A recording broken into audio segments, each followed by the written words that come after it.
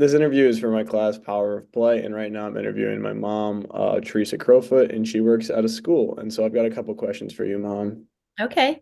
The first one is, how does Montessori work and what is it? So the basis of the Montessori program is that children are supposed to learn how to be independent and kind of choose their own work. So if they are interested in, say, math, then they would go ahead and pick a math work off the shelf and continue to do the work.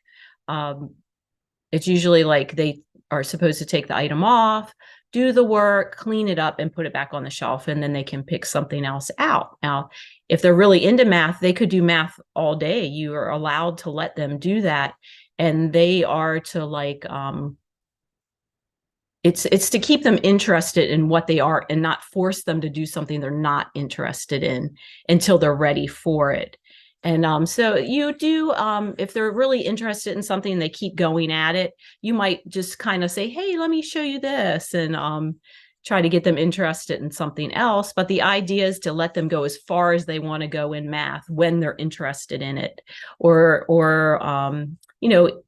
language, science. They have history. Sensorial is more like blocks, that kind of thing. And then we do practical life. So it's a lot of things that you would learn how to be at home, cleaning things, doing stuff in the kitchen. We might even have a day where they might cut vegetables or something.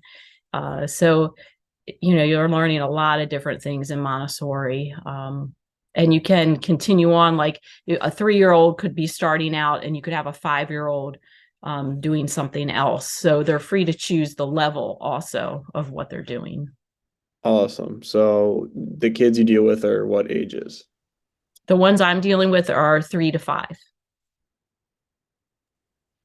Do you think Montessori is useful compared to traditional school? It can be very useful for some children because they don't have to be constantly like sitting at a desk and learning what everyone is learning. So they're at their own pace of learning instead of having to do what everyone else is doing at that moment. So in that case, it is very useful for that child because they can go at their own flow and pace and not feel pressured to learn what's put in front of them at that moment. So it can be very helpful to the child to have that easy flow and not be stressed out about learning something they're not ready for. Yeah. Do you think Montessori could be introduced to like a higher field, like almost like college or high school where like you are on your own pathway, or do you think that it should stay when it's a higher grade, they should all stay together, like the timeline of the work? Oh, well, there are some programs that do go up to 12th grade. So Montessori can go, I would believe, go all the way up to college because you are at some point kind of teaching yourself and you learn from your own mistakes in Montessori. So, and a lot of the materials are made for you to figure it out on your own in the beginning. So I would think that as you progress and go all the way up to 12th grade with it, um, you can easily do it because it is self-propelling kind of.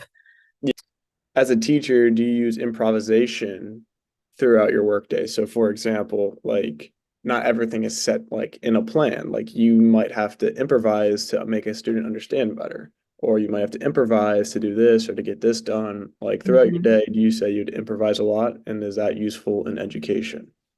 I would say we are constantly improvising because it with children, some stuff is happening different every moment.